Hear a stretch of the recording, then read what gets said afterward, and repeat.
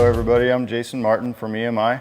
I'm here today to explain to you how to take your rod end off of your shock and install a bump rubber and a bump cup. We have a lot of people call and ask, how do you do that? Is there any way that I can damage my shock by doing that? The answer is no. You just have to do it the way I'm going to show you right now, and you won't have any problems. So what you got to do is to always make sure that the shock is fully extended, and then you want to adjust it to where it's fully open, so it's not closed and the rebound is fully open.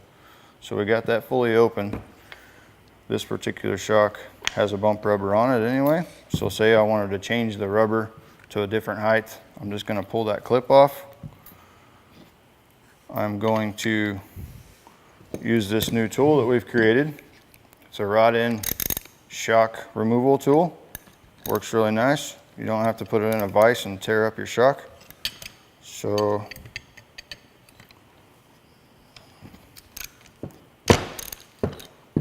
there you go. It's broken loose. You're going to take your rod end off. And one of the biggest things you don't want to do is you don't want to push in that needle. That's why you have to take your adjuster and screw it all the way out. That way it doesn't have any pressure on that. So from there,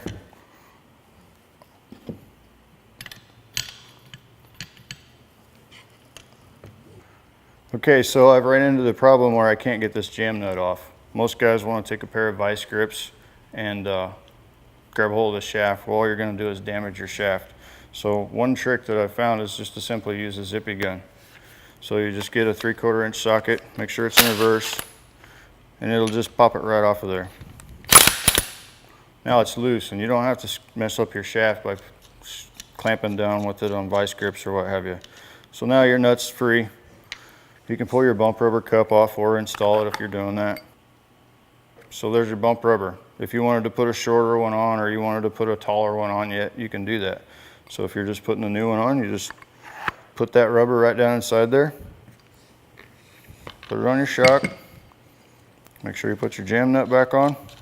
And you just want to screw this down to where it's just right at the very bottom of the threads. If you screw it too far, then it ends up getting stuck like we had the problem before. So just back it off a little bit. Screw your hind back in.